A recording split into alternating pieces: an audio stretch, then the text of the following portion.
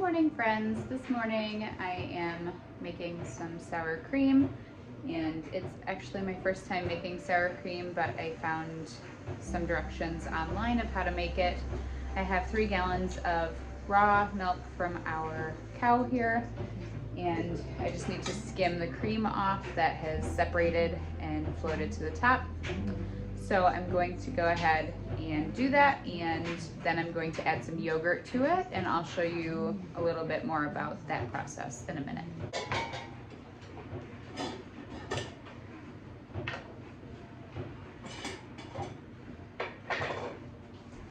And mostly I just want to get this milk out of the fridge because it's starting to pile up on me. I have another gallon that I got today.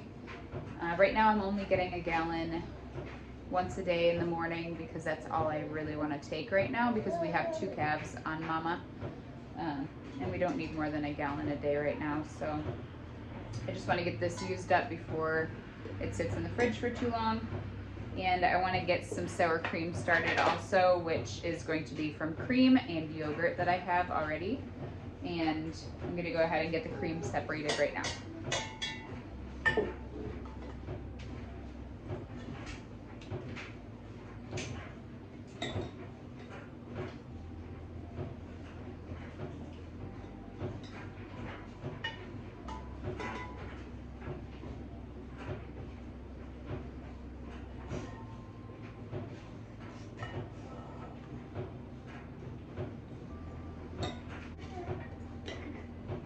Where'd the other leg go?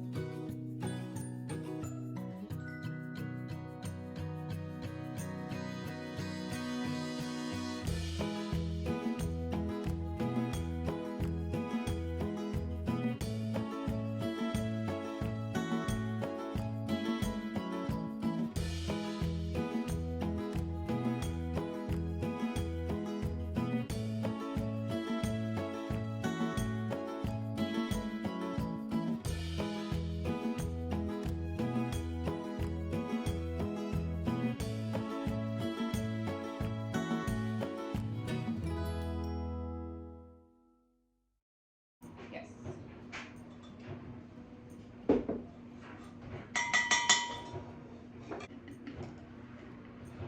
Last one. And then this is just the cream that I keep in our refrigerator.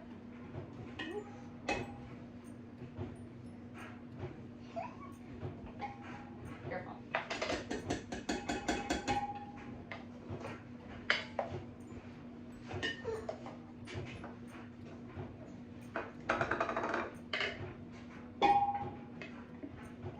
Thick cream. This one's been sitting the longest, so the cream is super thick. The longer you let it sit in your fridge, the more it thickens up.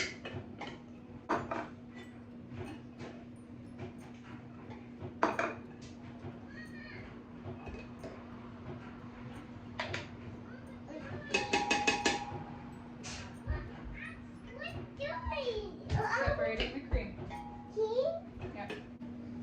Okay, so the next step, once you get your quart of cream skimmed, or you can use heavy whipping cream from the grocery store also, is to make sure that you have a good culture for it. You need about 2 heaping tablespoons or so mixed in. You want to make sure you check the ingredients and make sure that there are live cultures in it, and you don't want the ones with like gelatin or any thickeners added. You'll see that it shows the cultured pasteurized milk and then different cultures listed after that. So you just take 2 heaping tablespoons, not an exact science. put it in here, mix it up lightly, and then I'm going to wrap it in a kitchen cloth. And then I'm just going to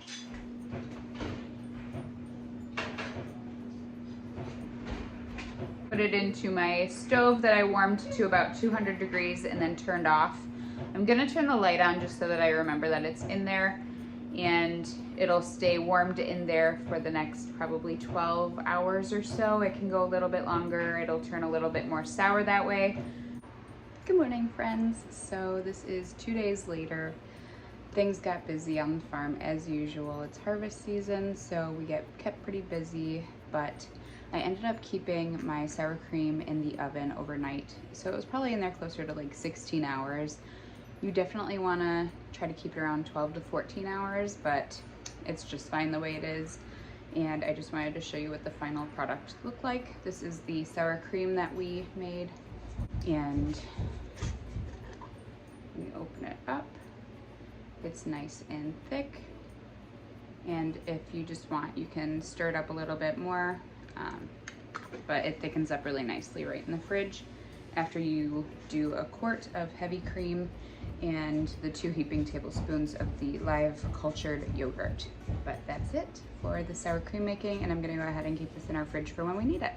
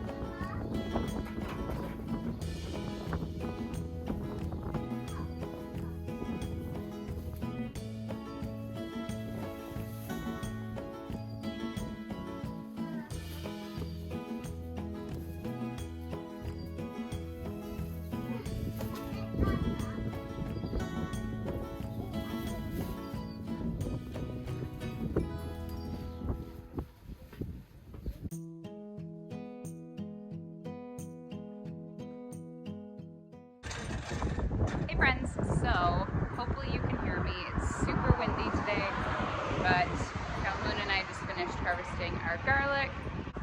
So you know that it's ready when the bottom 3 leaves, 1, 2, 3, are dead.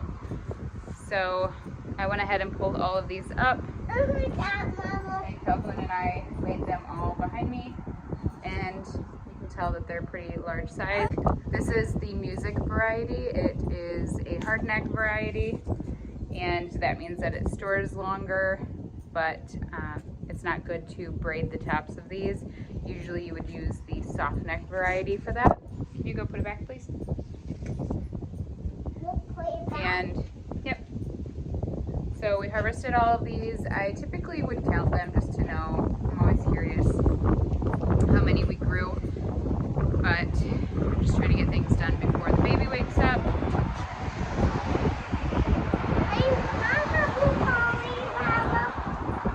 We're super excited with how many we got, and the size of them is really awesome. And this has been a few years now in the making because we moved right after we planted the last batch.